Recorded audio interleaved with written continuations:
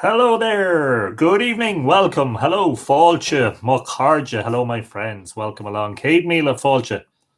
100,000 welcomes. Fáilte go dtí Teach Mhórcú. Welcome to the Murphy household. You're all extremely welcome. Make yourselves comfortable. Grab a chair.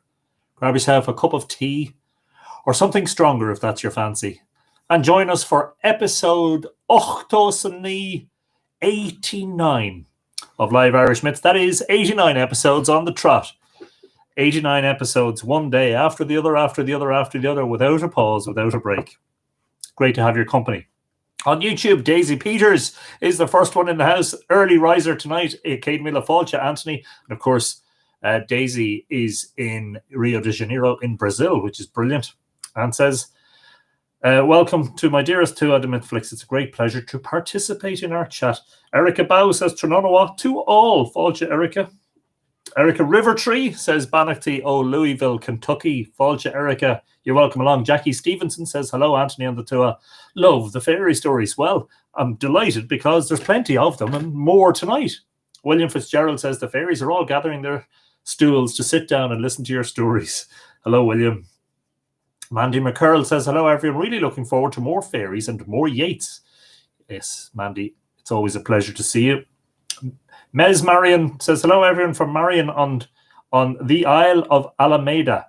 Great to see you, Marion. Welcome along, Fáilte. Tá Fáilte Roat. Daisy Peter says, Giagwich, Erica, Jackie, William, and all. So there you go. Lovely welcome from Daisy. Oh.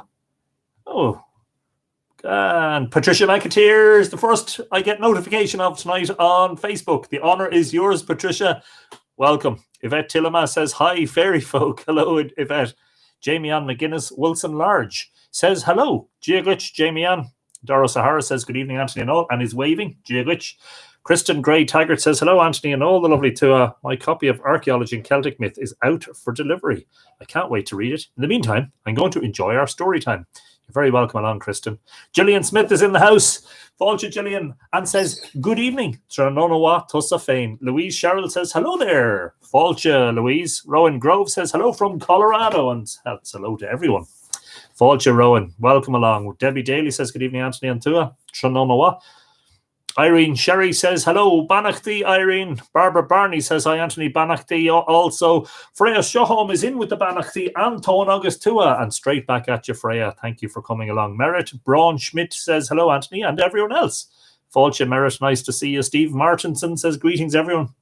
So grateful to be here with you all. Yes, and we're very grateful to have you along, Steve. Patricia McAteer says, hello all, I hope everyone is well. All good so far, Patricia. Hope you're in the same boat. Keith Carmody says, hello everyone. Hope you're all doing well. Yes, indeed, Keith. Fáilte. Glenda Stark Serena says, hello. It's Glenda here from Canada. Love listening to your stories. I'm so happy that I found this. Great stuff. And we are happy that you found us, Glenda, and you're very welcome along. Pull up a chair, pull up a pew, grab a brew, make yourself comfortable. Donna Firer says, hello, all from Maryland. Fáilte, Donna. Alwyn Roy Badziak says, hello, Anthony and Tua. Story time. Yes, indeed, Alwyn. Gillian Gogarty is watching. Hello, Gillian. Fáilte. Jack Durkin says, hi, Anthony and Erin. Giagwich. Margaret Ring is watching. Hello, Margaret. Erin Durrett is watching. Fáilte, Erin. Mariana Dunn says, greetings and blessings all from sunny Virginia. Yes, indeed, Mariana. It's great to hear that the sun is shining in Virginia and in the Boyne Valley. Erin Durrett says, hello, Tua. Fáilte, Erin. Rosalinda Calkins says, hi, Anthony. Glad to catch you on my lunch break. Well, I hope it's a really enjoyable lunch break, Rosalinda. Nice to have you along. Jerry Andrade says, evening all, Anthony and Tua. Can't wait. More fairies. Yes, indeed, Jerry. Always a pleasure to have you in the house. Deborah Clayton Yeager says, Iowa here. Yes, indeed. Always nice to have the Iowans along. Deborah, you're very welcome. Sherilyn McFettridge says, cheers and love to Anthony and the Tua. Fáilte, Sherilyn. Is it Sherilyn? Sherilyn, isn't it? Scott Taggart says, Giagwich, Professor Murphy and the Tua, Fáilte, and Yates is always a good way to pass the time. Yes, indeed. And you know what? I can't remember how much I paid for that. I don't know. It's the price is on the back of it. €13.40. A beautifully little produced volume of all of Yates's poems. And you wouldn't think it to look at it, but it's over 450 pages. A beautiful little volume. That's like an Irish Bible. That's what that is. Scott, welcome along. Joy Buchner Winkle says, hello from Minnesota. Fáilte, Joy. Margaret Ring says, good evening, Anthony, and all the lovely Tua. Long time no talk, Margaret. How are you keeping? Patricia McAteer says, yeah. Neil Hughes, Trenonawa, Anthony, and all the Tua from Coatbridge in Scotland. Giaglich, Neil, Fáilte. Stephen McHugh says, good evening from County Galway. That's the West Coasters, and in this case, the West Coast of Ireland, joining us. Always a great pleasure to have you in the house. Kimberly V. Halligan says, hi, Anthony and Tua. We have a perfect sunny day in New York City. Looking forward to another great session of stories. Kimberly, it was also a beautiful day here. The only thing is a slight bit breezy, but dry, sunny, warm, lovely otherwise. Maria Rodriguez Doyle says, hi and good evening from Spain. Fáilte, Maria, always good to see our good folk from the land of the Milesians. Edina Sparks says, afternoon, Anthony, and all the Tua. Fáilte. Lisa Gallagher says, hi, Anthony, and all. I was just talking about his work yesterday. Lisa, you know what I mean. Yeats, absolute, yes. King of the poets. Kimberly, and by the way, Giaglich. Kimberly Field Sipola says, hello from Washington. Hope you're all well. All doing fine, Kimberly. Nice to see you. Pat Rowan is along. Hello, Pat. How are you keeping? Melanie Lynn is watching. Fáilte, Melanie. Heidi Alperez says, hello from San Francisco. Heidi, I hope you're wearing flowers in your hair. I would love to go to San Francisco someday. Maybe I'll get that opportunity. Martin Doheny says, hi, Anthony, all the Tua from sunny South Kilkenny. Yay, looks like it's sunny all around Ireland. Mark Gordon says, good day. What kind of time is it there, Mark? Must be crazy o'clock, but it's good to see you. Shanna Rafferty Hanson, hi from West Virginia in the US. Fáilte, Shanna. I think it's Shanna. It might be Shauna. I do apologize. You're very welcome, even if I butcher your name. Please don't take it as a slight on your presence here. Paula Snow Queen waves. Fáilte, Paula. Bernie Courtney says, good evening to one and all. Fáilte.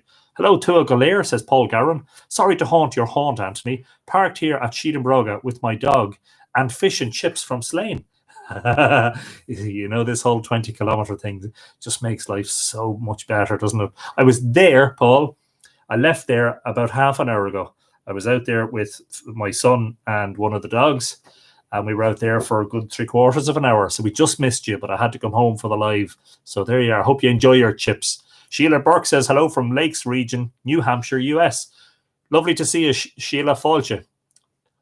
Tom King says, evening, Anthony, and all the lovely Tua. Beautiful evening. Hope all in good fettle. More fairy stories. Just magical. Yes, indeed, Tom, all in good form. Hope you're in good form too. Mark Munoz says, hello. A little bit late, but here from New Mexico in the US. Mark, Fáilte. Great to see you. Adele Perth is in the house. Good morning, good afternoon, and good evening. Cold winter's morning here in Adelaide. Delighted to be here for the live. We are very pleased to have you along, Adele. Hope you're in good form. Nick Eska Casterton says, hey, Anthony and the lovely Tua. Been a busy day doing online coursework, but time to relax in the very best way. Great stuff, Nick. And it's good to have you along. Melanie says, hello, Anthony and the Tua. Beautiful day. Yes, indeed. Nora Gaffney O'Connor says, how goes it, Anthony and Tua? Lovely sea today. It was all sparkly. Nice one, Nora. Fáilte. Jim Conway is in the beautiful Orchard County. Jim, it's always a pleasure to welcome you along. Fáilte. Laura Adoma Troy says, hello, Tua. The best evening for listening stories. Warm and calm. You're an inspiring tale spinner, Anthony. Yeah, in this case, lately I haven't been reading my own stories, but I hope you've been enjoying them. Ralph Aldrin says, Banachty as Leag. August Banachty as Drechadaha, Ralph. Scott Taggart says, I can hear the whimpering of my wife over that book from here. Hello, Scott. Mary McLean says, has been so nice to have this for a break in my day while working from home. Thank you so much. Great to provide you with an inspiring break, Mary. Thank you. Mark Gordon says, Iowa. That's where I'm from. Oh, I apologize. I'm getting mixed up with another Mark who's in Australia. I do apologize. That's my mistake. Elizabeth Gavetti says, hello and good evening to you all from Italy. It's good to be back after a while. Hope you're all doing well. All doing well. Doing great, Elisabetta. Ciao. Fáilte.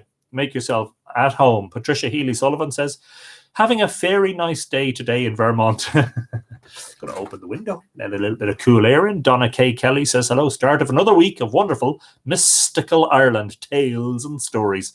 Great stuff, Donna. Glad you're enjoying yourself. Teresa Hansen says, hi from Alaska. Good morning to Alaska. In Ireland's good evening. Kelly Edmiston says, sweet William, come channel through Sir Anthony tonight. Is that a good thing, Kelly? You're very welcome along.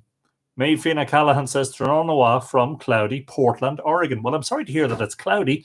It seems to be sunny in a lot of places this evening. Speaking of which, Veronica Casey says, hello, Anthony and Tua from a sunny Wiltshire today. Great stuff, Veronica. Thaw, green and cotton.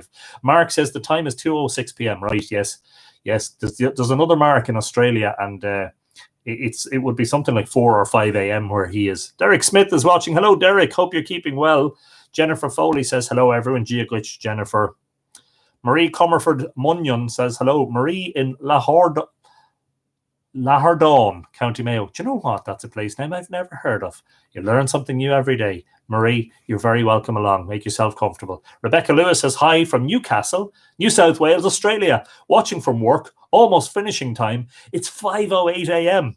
Wow. And you're finishing work. That's crazy. Rebecca, a very good morning to you and a good evening from Ireland. Cyrene Curran says, checking in from Seattle. Hi all. Fáilte to the West Coasters. Mark Munoz, 143, quite a crowd. Yes. Guido Bruce is watching. Fáilte, Guido. Vania Ninva says, ciao dall'Italia. Ciao, Vania. Fáilte, Tronowa.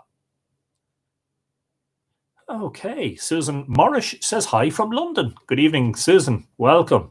Jeanette Davis Baker says, hello from rainy Florida. Hello, Jeanette. Beth Amos says, good evening from Abruzzo. Fáilte Beth. Michael Marr is watching. Hello, Michael. Conas Ata too. Hope you're well. Barbara Kling says, in time for stories. Beautiful day in Vermont. Hope everyone is doing well. All in good form so far. Pat Rowan says, hello all. Enjoy the ride. Pat, I hope you're keeping her between the ditches and I hope you're well. On YouTube, Flower Child says hello from Las Vegas. Love the channel. Giagich, Flower Child. Nats Ghost says, Heidi ho, neighbours, sunshine from Tucson. Very nice to hear that the sun is shining in so many places today. Welcome along. Seamus Mara says, well, everyone, happy days. Yes, indeed, Seamus. Good to hear that you are happy too. Kevin Anderson, who is Astro Gypsy, says hello from rural Indiana. Good evening to you, Kevin. You're very welcome along. Quiveen. Archaeoastronomy Database says hello all. Giaglich. Welcome along. Mr. Baseman 49 says good evening. Hello, Mr. Baseman.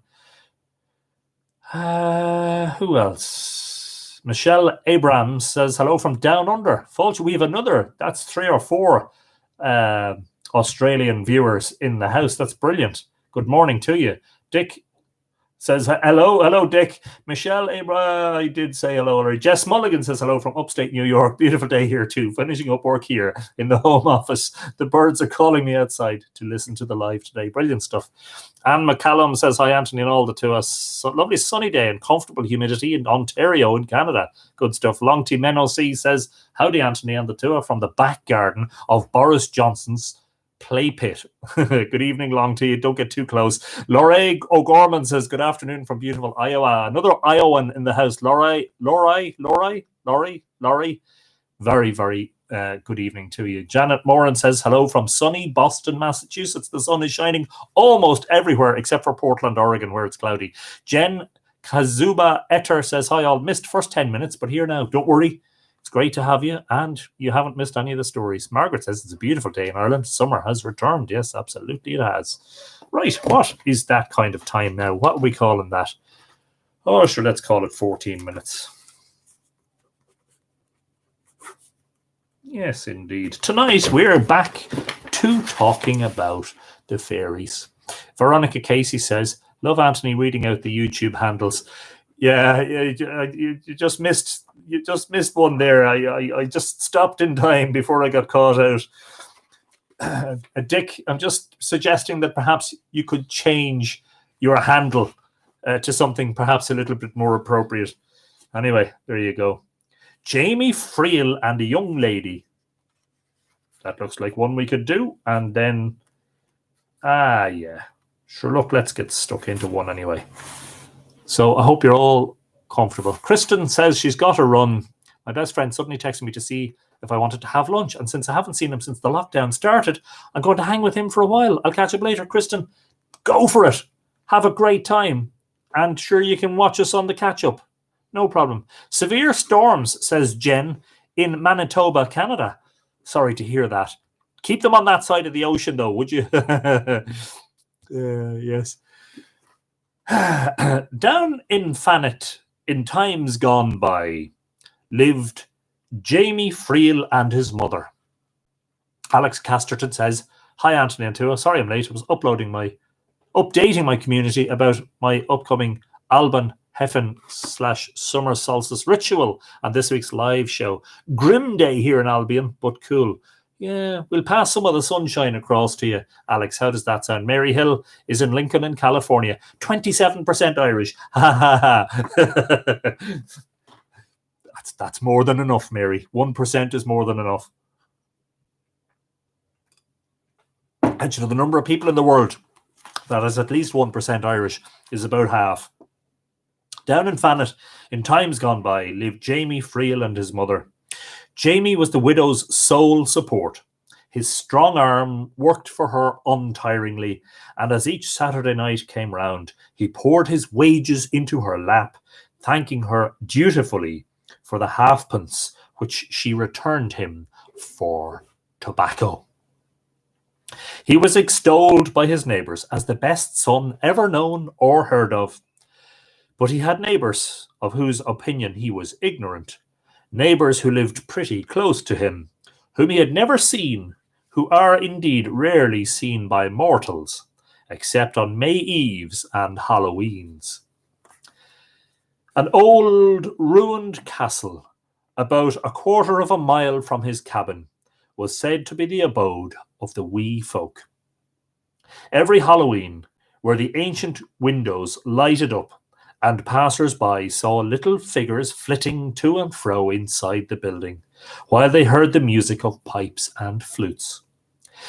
It was well known that fairy revels took place, but nobody had the courage to intrude on them.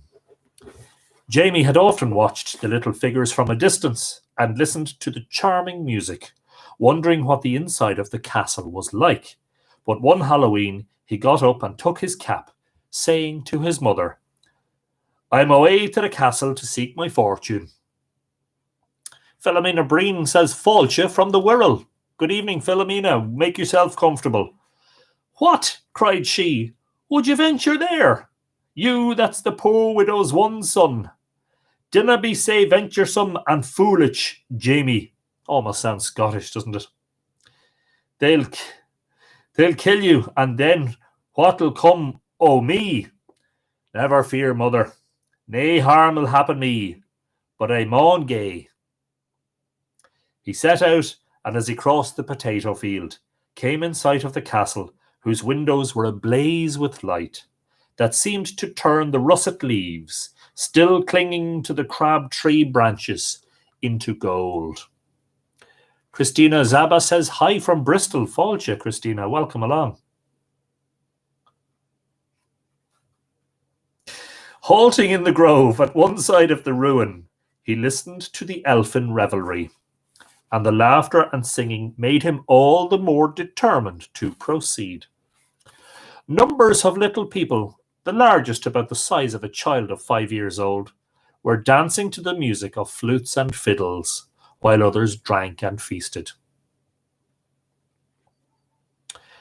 "Welcome, Jamie Freel. Welcome, welcome, Jamie," cried the company, perceiving their visitor. The word welcome was caught up and repeated by every voice in the castle. Time flew, and Jamie was enjoying himself very much when his host said, "We're going to ride to Dublin tonight and steal a young lady. Will you come too, Jamie Freel?" "Aye, that I will," cried the rash youth, thirsting for adventure.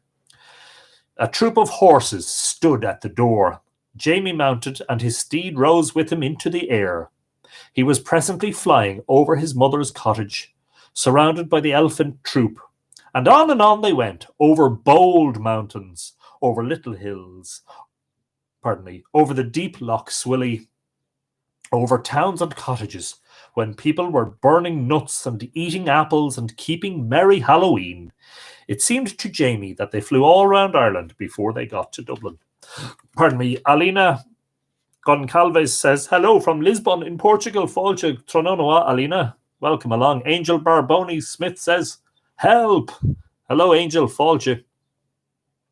Listen to your mum, says Rowan Grove. Yes, always good advice. Always good advice. This is Derry, said the fairies, flying over the cathedral spire, and what was said by one voice was repeated by all the rest, till 50 little voices were crying out, Derry, Derry, Derry. In like manner was Jamie informed as they passed over each town on the route, and at length he heard the silvery voices cry, Dublin, Dublin. It was no mean dwelling that was to be honoured by the fairy visit, but one of the finest houses in Stephen's Green. Of course, Stephen's Green, a very famous square of houses around a green in Dublin. The troop dismounted near a window, and Jamie saw a beautiful face on a pillow in a splendid bed. He saw the young lady lifted and carried away, while the stick which was dropped in her place on the bed took her exact form. The lady was placed before one rider and carried a short way, then given another, and the names of the towns were cried out as before.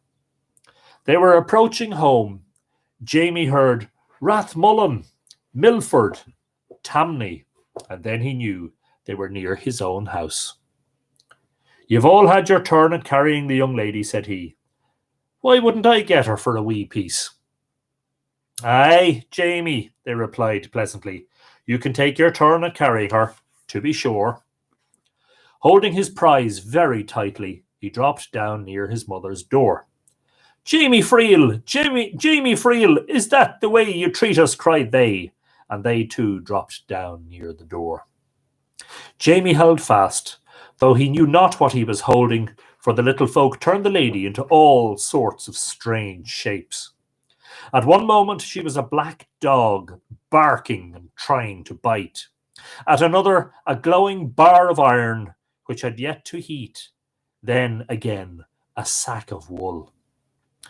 Don Dyer says, good morning from Albuquerque in New Mexico. Good evening to you, Don. Welcome along to Live Irish Schmitz.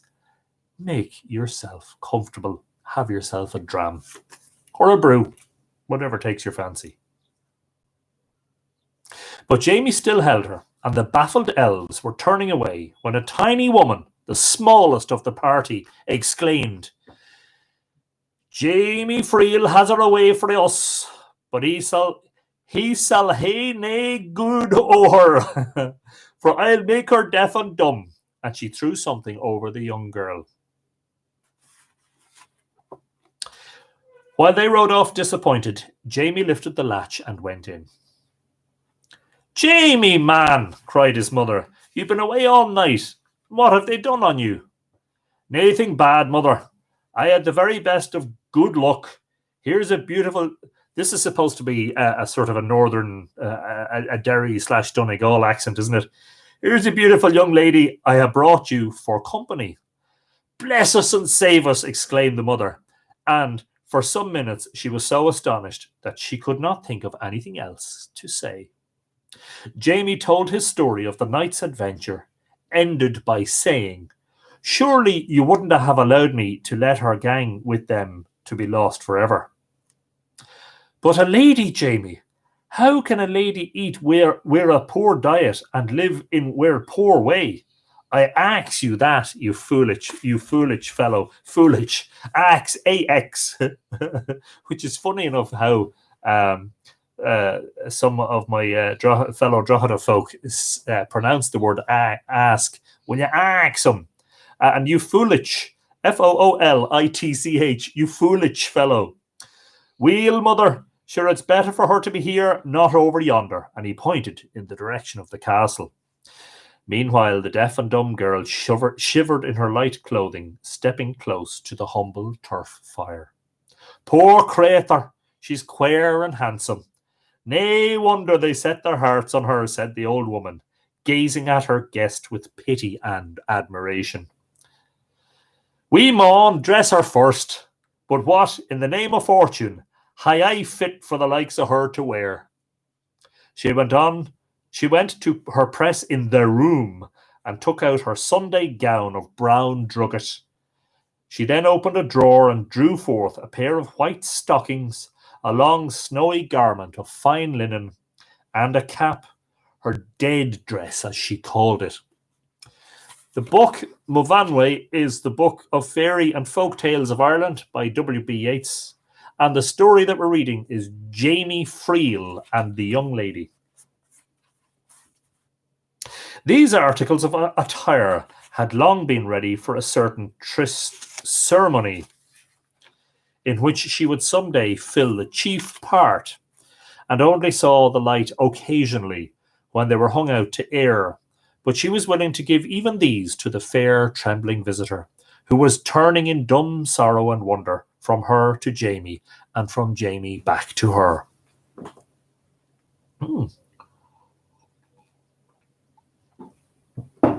The poor girl suffered herself to be dressed, and then sat down on a creepy in the chimney corner and buried her face in her hands. "What'll we do to keep up a lady like thou?" cried the old woman. "I'll work for you both, mother," replied the son. "Ah, how could a lady live on where poor diet?" she repeated. "I'll work for her," was all Jamie's answer. He kept his word. The young lady was very sad for a long time, and tears stole down her cheeks many an evening, while the old woman spun by the fire, and Jamie made salmon nets, an accomplishment lately acquired by him, in hopes of adding to the comfort of his guest. But she was always gentle, and tried to smile when she perceived them looking at her, and by degrees she adapted herself to their ways and mode of life. It was not very long before she began to feed the pig, mash potatoes and meal for the fowls, and knit blue worsted socks. So a year passed, and Halloween came round again. You and I might call that Samhain. "Mother," said Jamie, taking down his cap, "I'm off to the old castle to seek my fortune." "Are you mad, Jamie?" cried his mother in terror. "Sure, they'll kill you this time for what you done on them last year." Jamie made light of her fears and went his way. As he reached the crab tree grove, he saw bright lights in the castle windows as before, and heard loud talking. Creeping under the window, he heard the wee folk say, "That was a poor trick Jamie Freel played us this night last year, when he stole the nice young lady from us." "Aye," said the tiny woman, "and I punished him for it, for there she sits, a dumb image by his hearth. But he does not know that 3 drops out of his glass I hold in my hand, this glass I hold in my hand, would gie her hearing and her speeches back again." And just as I say that, Coda finds his voice. Jamie's heart beat fast as he entered the hall. Thank you for your timely interjections, doggo. By the way, Coda will be 1 this month. Again, he was greeted by a chorus of welcomes from the company. "Here comes Jamie Freel. Welcome, welcome, Jamie." As soon as the tumult subsided, the little woman said, "You be to drink our health, Jamie, out of this glass in my hand." Jamie snatched the glass from her and darted to the door. He never knew how he reached his cabin, but he arrived there breathless and sank on a stove by the fire. "You're kilt surely this time, my poor boy," said his mother. "No, indeed, better luck than ever this time." And he gave the lady 3 drops of the liquid that still remained at the bottom of the glass, notwithstanding his mad race over the potato field. The lady began to speak, and her first words were words of thanks to Jamie. The 3 inmates of the cabin, inmates, it's like they're in jail together, you know? Oh, yes, indeed. Actually, I'm trying to remember what date Coda's birthday is. It's soon. I know that. It's in the next week or 2. Where was I? The 3 inmates of the cabin had so much to say to one another that long after cockcrow, when the fairy music had quite ceased, they were talking round the fire. Hang on till I just send a message. I'll send a message to Amy. Amy is Coda's kind of owner. It's her dog. When is Coda 1?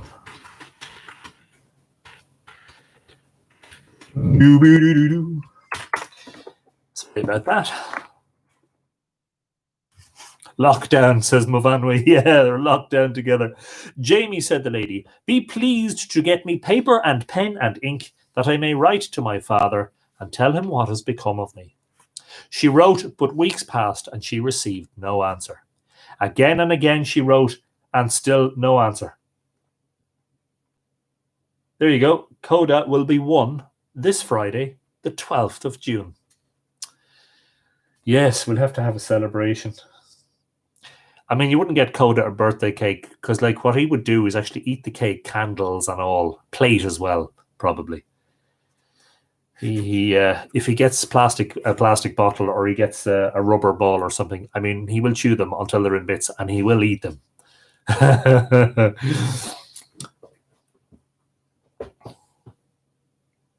She received no answer. Again and again she wrote, and still no answer. At length she said, you must come with me to Dublin, Jamie, to find my father. I had no money to hire a car for you, he replied, and how can you travel to Dublin on your foot? But she implored him so much that he consented to set out with her and walk all the way from Thanet to Dublin. It was not so easy as the ferry journey, but at last they rang the bell at the door of the house in Stephen's Green. Tell my father that his daughter is here, said she to the servant who opened the door. Excuse me. The gentleman that lives here has no daughter, my girl. He had one, but she died better nor a year ago. Do you not know me, Sullivan? No, poor girl, I do not. Let me see the gentleman. I only ask to see him. Well, that's not much to ax, AX. We'll see what can be done.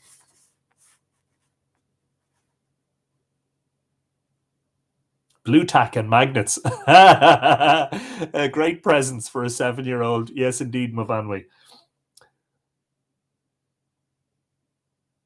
In a few moments, the lady's father came to the door. Dear father, said she, don't you know me? How dare you call me father, cried the old gentleman, angry. You're an impostor. I have no daughter. Look in my face, father, and surely you'll remember me. My daughter is dead and buried. She died a long, long time ago. The old gentleman's voice changed from anger to sorrow. You can go, he concluded. Stop, dear father, till you look at this ring on my finger. Look at your name and mine engraved on it. It certainly is my daughter's ring, but I do not know how you came by it. But I do not know how you came by it, I fear in no honest way. Call my mother, she will be sure to know me, said the poor girl, who, by this time, was crying bitterly. My poor wife is beginning to forget her sorrow. She seldom speaks of her daughter now. Why should I renew her grief by reminding her of her loss? But the young lady persevered, till at last the mother was sent for. Mother, she began, when the old lady came to the door. Don't you know your daughter? I have no daughter. My daughter died and was buried a long, long time ago. Only look in my face, and surely you will know me. The old lady shook her head. You have all forgotten me, but look at this mole on my neck. Surely, mother, you know me now. Yes, yes, said the mother. My Gracie had a mole on her neck like that, but then I saw her in the coffin, and saw the lid shut down upon her. It became Jamie's turn to speak, and he gave the history of the fairy journey, of the theft of the young lady, of the figure he had seen laid in its place, of her life with his mother in Thanet of last Halloween, and of the 3 drops that had released her from her enchantment. She took up the story when he paused, and told how kind the mother and son had been to her. The parents could not make enough of Jamie. They treated him with every distinction, and when he expressed his wish to return to Thanet, said they did not know what to do to show their gratitude. But an awkward complication arose. The daughter would not let him go without her. If Jamie goes, I'll go too, she said. He saved me from the fairies, and has worked for me ever since. If it had not been for him, dear father and mother, you would never have seen me again. If he goes, I'll go too. This being her resolution, The old gentleman said that Jamie should become their son-in-law. The mother was brought from Fanet in a coach and four, and there was a splendid wedding. They all lived together in the grand Dublin house, and Jamie was heir to untold wealth at his father-in-law's death. Don't you just love it when a fairy story ends with a happy ending, a happy conclusion? Unlike some of the stories we've had lately. But there you go. That's the way it goes. Now, just having a look at what else is on the menu. What time are we on? We've time. Just want to judge the length of some of these. That one looks like it's a bit long. The soul cages, that looks a little bit long. There's a shorter one that's about a funeral. Solitary fairies. Yes, we'll tell a few short ones, because I think that's been a long. Happily Ever After, says Kelly Edmiston. Yes, great ending. I know you're all relieved. I am relieved too. It's like, it's a happy ending, because anything can happen with the fairies, and you just don't want to mess with them, you know? Well done, Jamie. Katrina Valenzuela is watching. Hello, Katrina. Long time no see. Hope you are keeping safe and well. It's a great pleasure to welcome you to Live Irish Myths. Theresa Day says, Drev Dahl says, this is absolutely fantastic. I'm glad you like it. Well, just as well he never went back to the castle a third time. Yeah, well, that's it. Maybe in the future, we don't know. Tricia O'Hagan says, hi from Glasgow. You're great at telling the stories. Glad you're enjoying them, Tricia. Thank you indeed. Barbara Kling says, love a happy ending. Yes, indeed. Helene McGreevy says, never too old to be read to. Tell me a story from long time ago. Yes, indeed.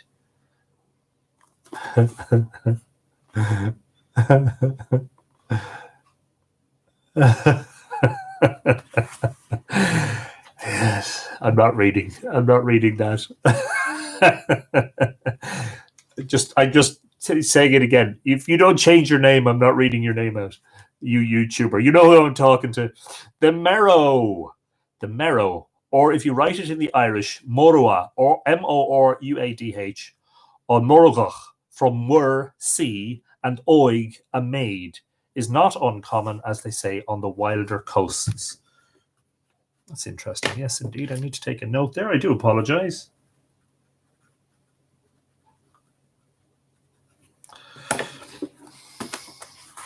The fishermen do not like to see them, for it always means coming gales.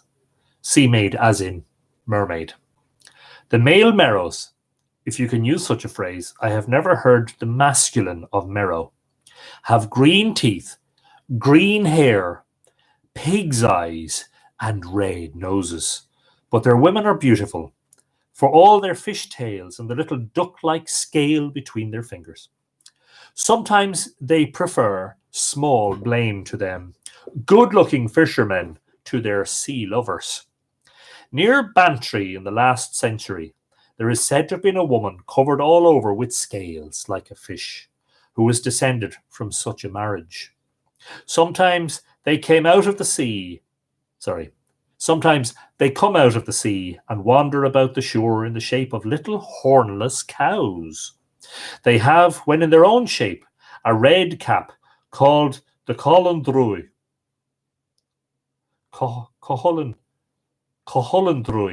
usually covered with feathers. If this is stolen, they cannot again go down under the waves. Red is the colour of magic in every country, and has been so from the very earliest times.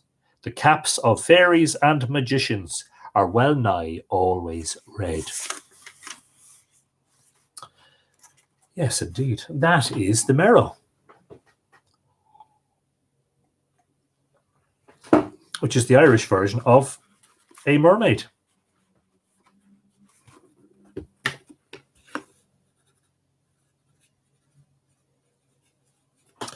Okay, so I'm going to skip the soul cages because it's a long story.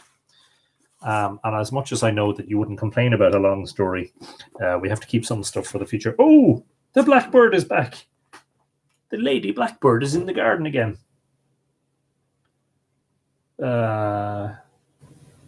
Ironically, the female blackbird is not black.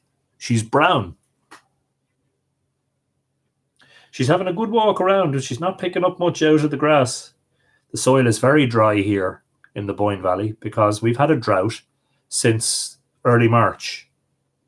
For over 3 months now, it has hardly rained at all. There was a bit of rain last week, but it hasn't been nearly enough to address the soil moisture deficit.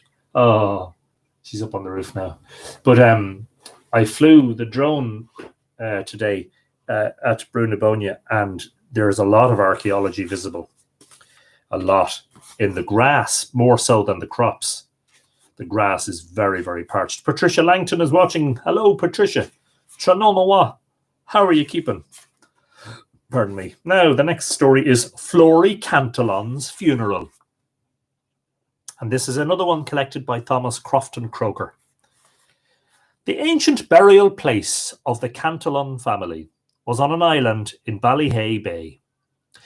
This island was situated at no great distance from the shore, and at a remote period was overflowed in one of the encroachments which the Atlantic has made on that part of the coast of Kerry. The fishermen declare that they have often seen the ruined walls of an old chapel beneath them in the water as they sailed over the clear green sea of a sunny afternoon. And that's interesting because, of course, that brings to mind, that brings to mind the episode we did about flooded cities or underwater. Of course, I can't find it now. I'll find it now in a moment. We did an episode about the mysterious island of High Brazil. And immediately after that, we did an episode about drowned cities. High Brazil was episode 37. And episode 38 was submerged and phantom cities. So if you're looking for that, it's on this link that I'm about to paste. All of the previous episodes, all 88 of them, are embedded into a blog post on mythicalireland.com, where you can, especially if you're new or you're relatively new and you're only joining us, you can watch every single previous episode. Not suggesting that you necessarily do that tonight. That there's 88 of them and they're at least an hour each. You would be watching for a few days if you didn't take any breaks. Anyway, plenty there to keep you busy. However this may be, it is well known that the Cantolons were, like most other Irish families, strongly attached to their ancient burial place. And this attachment led to the custom, when any of the family died, of carrying the corpse to the seaside, where the coffin was left on the shore within reach of the tide. In the morning it had disappeared, being, as was traditionally believed, conveyed away by the ancestors of the deceased to their family tomb. Conor Crowe, a County Clare man, was related to the Cantolons by marriage. Conor Machin Crowe of the 7 quarters of Braintra, as he was commonly called, and a proud man he was of the name. Conor, be it known, would drink a quart of salt water for its medicinal virtues before breakfast. Oh, jeez. And for the same reason, I suppose, double that quantity of raw whiskey between breakfast and night, which last he did with as little inconvenience to himself as any man in the barony of Myferta. And were I to add Clanderalaw and Ilbrecken, I don't think I should say wrong. Oh, yes. So the salt water obviously does something to line his stomach for the forthcoming whiskey. On the death of Florence Cantolon, Conor Crowe was determined to satisfy himself about the truth of this story of the old church under the sea. So when he heard the news of the old fellow's death, away with him to Ardfert, where Flory was laid out in high style, and a beautiful corpse he made. Flory had been as jolly and as rollicking a boy in his day as ever was stretched, and his wake was in every respect worthy of him. And of course, a wake is a traditional Irish sort of send-off party for the deceased, and usually a person was waked in their house, sometimes for 3 nights, 3 days and 3 nights. Someone would keep a watch over the corpse all through the night. People would exchange the watch. And there would be lots of revelry and drinking and merrymaking, and giving them a good old send-off and a cheers. before the burial. There was all kind of entertainment and all sort of diversion at it, and no less than 3 girls got husbands there. More luck to them. Everything was as it should be. That's a lot of whiskey, says Margaret. Yeah, double that quantity. So a quart of salt water, so 2 quarts or whatever that is. Is that a quart? Yeah, remind me is that a quarter of a pint or is that a quarter of a gallon? Everything was as it should be. All that side of the country, from Dingle to Tarbert, was at the funeral. The keen was sung long and bitterly, and according to the family custom, the coffin was carried to Ballyheath Strand, where it was laid upon the shore with a prayer for the repose of the dead. The mourners departed, one group from another, and the keening. A quart is nearly a litre. Sheeny mackers. There you go. So in other words, a bottle of whiskey. The keening is something that was traditionally done at funerals, and sometimes there were sort of professional people who did this, or at least they, mostly women, I think, who habitually went around to funerals and did this sort of wailing and crying that was called keening. The mourners departed, one group after another, and at last Conor Crowe was left alone. He then pulled out his whiskey bottle, his drop of comfort, as he called it, which he required, being in grief, and down he sat upon a big stone that was sheltered by a projecting rock and partly concealed from view, to await with patience the appearance of the ghostly undertakers. The evening came on mild and beautiful. He whistled an old air which he had heard in his childhood, hoping to keep idle fears out of his head. But the wild strain of that melody brought 1,000 recollections with it, which only made the twilight appear more pensive. If 'twas near the gloomy tower of Dunmore, in my own sweet country I was, said Conor Crowe with a sigh. One might well believe that the prisoners who were murdered long ago there in the vaults under the castle would be the hands to carry off the coffin out of envy, for never a one of them was buried decently, nor had as much as a coffin amongst them all. 'Tis often, sure enough, I have heard lamentations and great mourning coming from the vaults of Dunmore Castle. But, continued he, after fondly pressing his lips to the mouth of his companion and silent comforter, the whiskey bottle, didn't I know all the time well enough 'twas the dismal sounding waves working through the cliffs and hollows of the rocks and fretting themselves to foam. Oh, then, Dunmore Castle, it is you that are the gloomy-looking tower on a gloomy day, with the gloomy hills behind you. When one has gloomy thoughts on their hearts, which, let's be honest, wouldn't be helped by the ridiculous amount of whiskey being consumed, and sees you like a ghost rising out of the smoke made by the kelp burners on the strand, there is, the Lord save us, as fearful a look about you as about the Blue Man's Lake at midnight.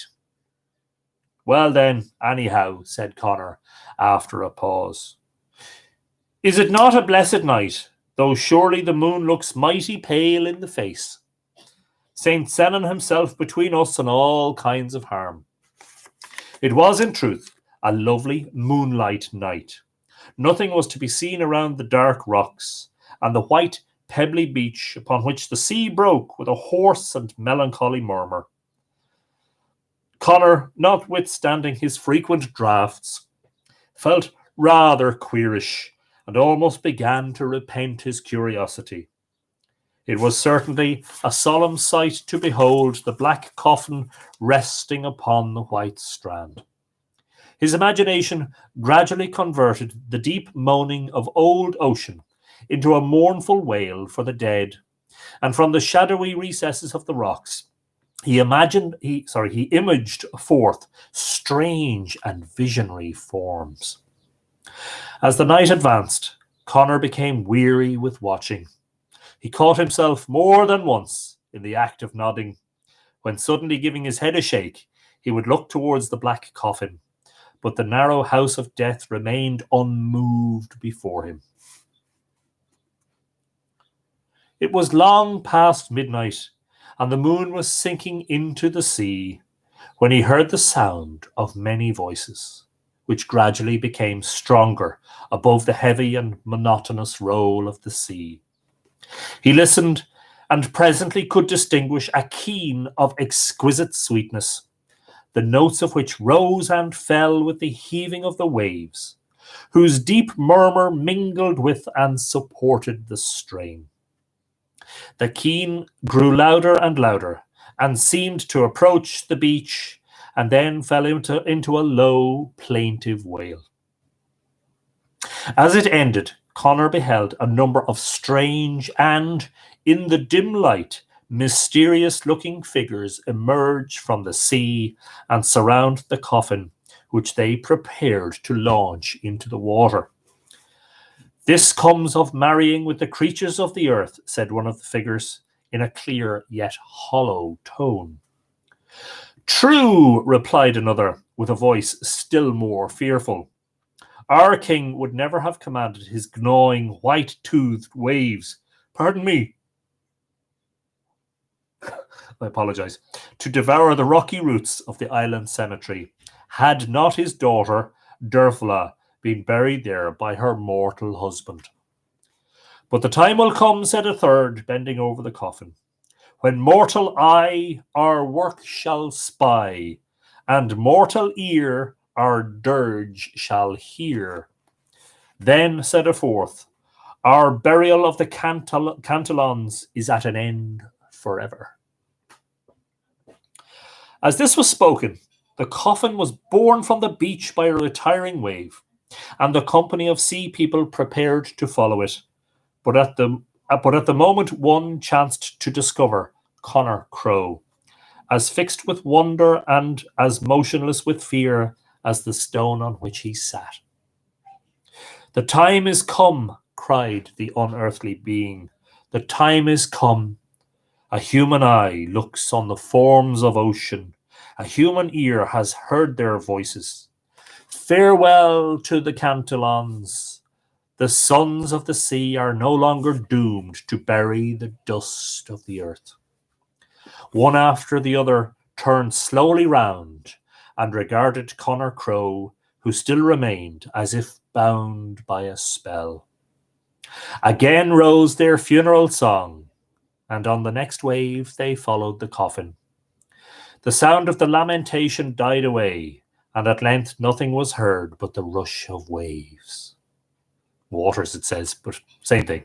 The coffin and the train of sea people sank over the old churchyard, and never, since the funeral of old Flory Cantolon, have any of the family been carried to the strand of Ballyhay for conveyance to their rightful burial place beneath the waves of the Atlantic.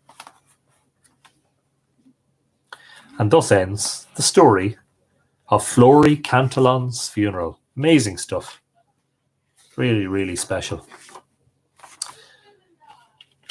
And at some point we will be doing the Dindshenachus. I think that's going to come soon. We're going to need to do a whole series about the Dindshenachus. And one of those, of course, is Tun Clina, Clina's wave, which I think is sort of similar themes.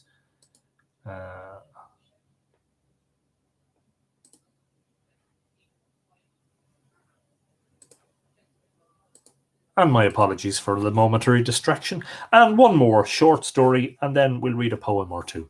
This one is called The Solitary Fairies. Leprechaun Chloricon Far Darig. The name leprechaun, Mr. Douglas Hyde writes to me, is from the Irish le brogue, i.e. the one shoemaker, since he's generally seen working at a single shoe. It is spelt in Irish le frogon or le frogon. That's Leithbhrogan, le frogon, and is in some places pronounced Luchriman, as O'Kearney writes it in that very rare book, the Fesh Chichonan. The leprechaun, chloricon, and far jarig. Are these one spirit in different moods and shapes? Hardly two Irish writers are agreed. In many things, these three fairies, if three, resemble each other. They are withered, old, and solitary, in every way unlike the sociable spirits of the first sections. They dress with all unfairy homeliness and are indeed most sluttish, slouching, jeering, mischievous phantoms. They are the great practical jokers among the good people. The leprechaun makes shoes continually and has grown very rich. Many treasure crocks, buried of old in wartime, has he now for his own. In the early part of this century, according to Croker, in a newspaper office in Tipperary, they used to show a little shoe forgotten by a leprechaun. The chlorochaun, or chlorcian in O'Kearney, makes himself drunk in gentlemen's cellars. Some suppose he is merely the leprechaun on a spree. He is almost unknown in Connacht and the north. The Far Jarrig, or the Far Jarrig, which means the red man, for he wears a red cap and coat, busies himself with practical joking, especially with gruesome joking. This he does, and nothing else. The Far Gorta, the man of hunger, is an emaciated phantom that goes through the land in famine time, begging an alms and bringing good luck to the giver. There are other solitary fairies, such as the house spirit and the water sheerie, own brother to the English jack-o'-lantern.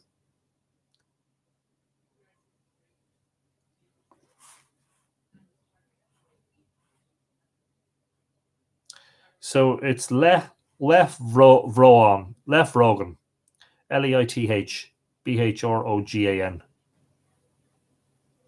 Leithbrog, the one shoemaker.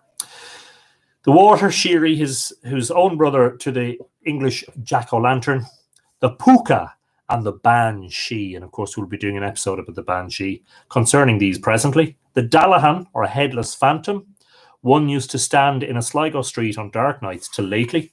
The black dog, a form perhaps of the puka.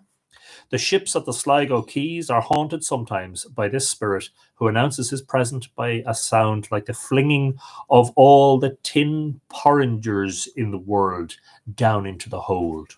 He even follows them to sea. The Lannon Shee, the fairy mistress, seeks the love of mortals. If they refuse, she must be their slave. If they consent, they are hers, and can only escape by finding another to take their place. The fairy lives on their life, and they waste away. Death is no escape from her. She is the Gaelic muse, for she gives inspiration to those she persecutes. The Gaelic poets die young, for she is restless, and will not let them remain long on earth, this malignant phantom. Besides these are river monsters, the Áishke, the water horse, the Paishta, which is the Paisht bestia, the lake dragon, and such like. Mata. Let's talk about Mata for a moment. But whether these be animals, fairies, or spirits, I know not. And thus ends the solitary fairies. So, a poem or two by Yeats. I will take suggestions. I know that some of you won't have been watching the last few episodes, so you might not be aware of which ones we've read already. So if there are any repeats, we won't do repeats. We'll think. The Dullahan. Do you think the darker Fae are linked to the Fomorians? Do you know what? Keep some of these questions for tomorrow's episode, because Morgan Daimler is joining me tomorrow, and that will be the first joint live Irish Myths. A very special episode tomorrow evening. So remember to ask your questions. What I'll probably do is I'll say less, and Morgan will do a lot of the talking.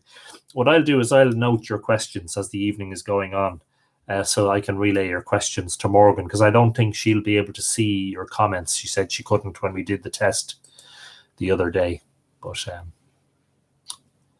hopefully that will work out. Okay, anybody want to talk? Name a Yeats poem. We'll read a couple of Yeats poems and then we'll all go to bed. Except those of you who live in the States, for whom it's only the middle of the day, and those of you in Australia, for whom the day is only beginning. Aid wishes for the cloths of heaven. Pardon me, my nose has gone very itchy. This keeps happening. I take it as a sign that I'm going to be wealthy. Is it still 8 p.m. for tomorrow night, says Veronica? Yes. Sally Gardens, asks Neil Hughes.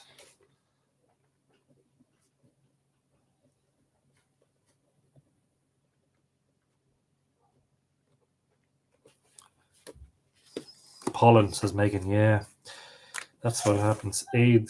I'm just looking for that. Oh, I do apologize. I can't see it. Let me try. The Cloths from Heaven. Is that one? Sorry. Yes.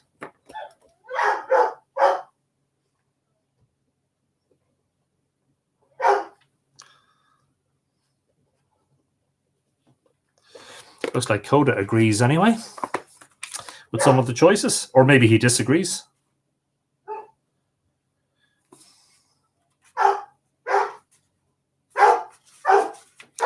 Oh, do be quiet.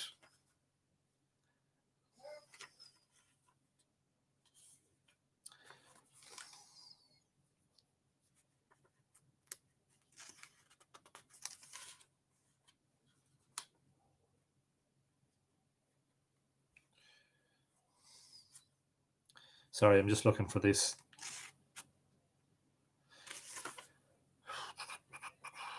Do you know, there are so many poems in this collection that I think I was saying that to you. There are pages upon pages of contents.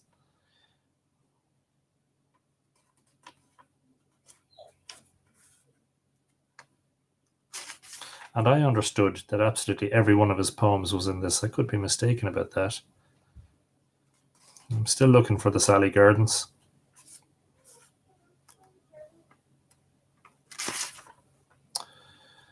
Very strange. I haven't been able to find that at all. I'm sorry about that. Coda is the Cloths of Heaven.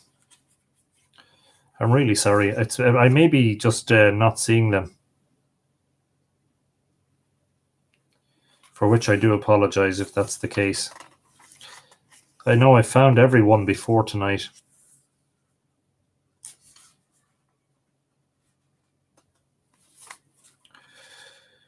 Oh dear. Everybody's looking on and I can't find it. I may just have to pick one.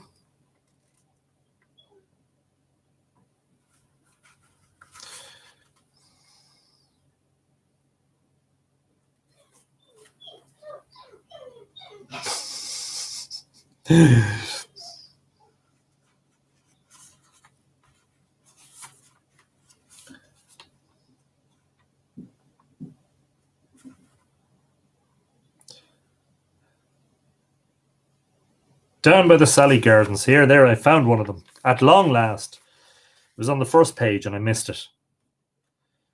There you go. Okay, we'll have one anyway. Down by the Sally Gardens. Down by the Sally Gardens, my love and I did meet. She passed the Sally Gardens with little snow-white feet. She bid me take love easy, as the leaves grow on the tree. But I, being young and foolish, with her would not agree. In a field by the river, my love and I did stand, and on my leaning shoulder she laid her snow-white hand. She bid me take life easy, as the grass grows on the weirs. But I was young and foolish, and now I'm full of tears. Yes. I can't find. Yes, I do apologize for the fact that it took me so long to find that. Let me just have another quick scan.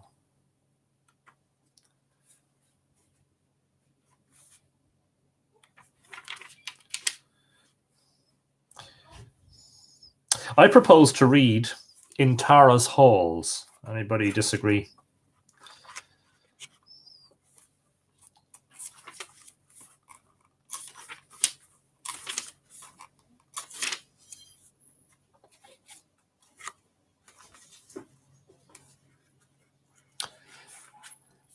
Sing it, says Margaret.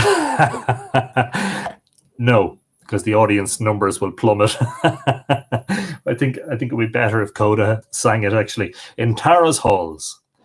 A man I praise that once in Tara's halls said to the woman on his knees, lie still.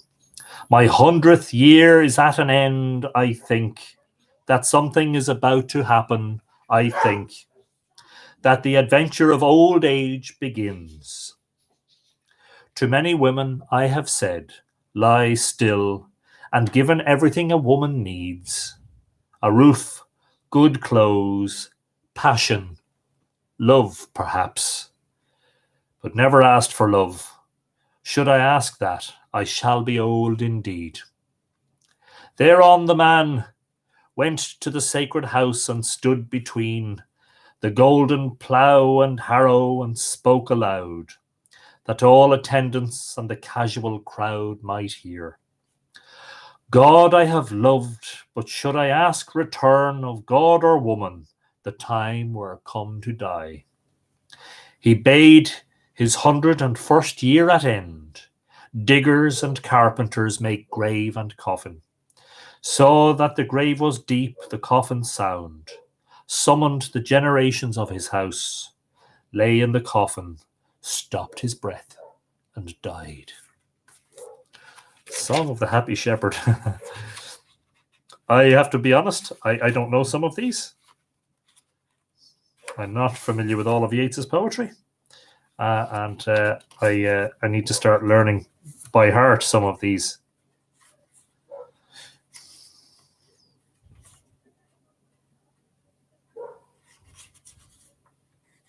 I think Coda was getting excited because he was going for a walk.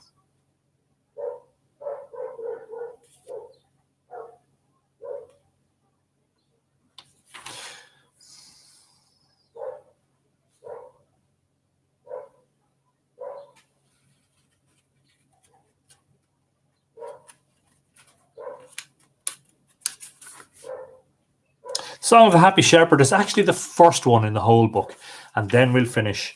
And don't forget to join us tomorrow night at the same time, 8 o'clock. And tomorrow, don't forget, is episode 90, and we will be joined by Morgan Daimler, the author, prolific author and researcher of fairy lore and of mythology, and translator of old Irish texts. And the main central topic tomorrow will be the progression or the evolution of fairy lore from the old stories of the Tuatha Dé Danann and the deities. The Song of the Happy Shepherd. The woods of Arcadia are dead, and over is their antique joy. Of old the world on dreaming fed, grey truth is now her painted toy. Yet still she turns her restless head. But oh, sick children of the world, of all the many changing things, in dreary dancing past us whirled. To the cracked tune that Kronos sings, words alone are certain good. Where are now the warring kings? Word be mockers by the rude. Where are now the warring kings? An idle word is now their glory. By the stammering schoolboy said, reading some entangled story. The kings of the old time are dead, the wandering earth herself may be, only a sudden flaming word, in clanging space a moment heard, troubling the endless reverie. Then nowise worship dusty deeds, nor seek, for this is also sooth, to hunger fiercely after truth, lest all thy toiling only breeds. New dreams, there is no truth. Saving in thine own heart, seek then, no learning from the starry men, who follow with the optic glass, the whirling ways of stars that pass. Seek then, for this is also sooth, no word of theirs, the cold star bane, has cloven and rent their hearts in twain, and dead is all their human truth. Go gather by the humming sea some twisted echo harbouring shell, and to its lips thy story tell, and they thy comforters will be, rewording in melodious guile thy fretful words a little while, till they shall singing fade in ruth, and die a pearly brotherhood. For words alone are certain good. Sing then, for this is also sooth. I must be gone, there is a grave, where daffodil and lily wave, and I would please the hapless fawn, buried under the sleepy ground, with mirthful songs before the dawn. His shouting days with mirth were crowned, and still I dream he treads the lawn, walking ghostly in the dew, pierced by my glad singing through. My songs of old earth's dreamy youth, but she dreams not now, dream thou, for fair are poppies on the brow. Dream, dream, for this is also sooth. A very good night to you, one and all. Thank you for joining us. This has been episode 89. Tomorrow, we'll have Morgan Daimler for episode 90. In the meantime, keep washing your hands, use hand sanitizer, keep your social distancing, wear a mask if you're in crowded places. Keep yourself safe and well so that you can keep coming back for live Irish Myths every day. With myself, Anthony Murphy, it's been a great pleasure to be your host, as always. You've been a wonderful company tonight. I hope you enjoyed the stories and the poems. More tomorrow. In the meantime, Colo Sov, Slán, Go Fóil, Icha Wa, na Dina Go Léir.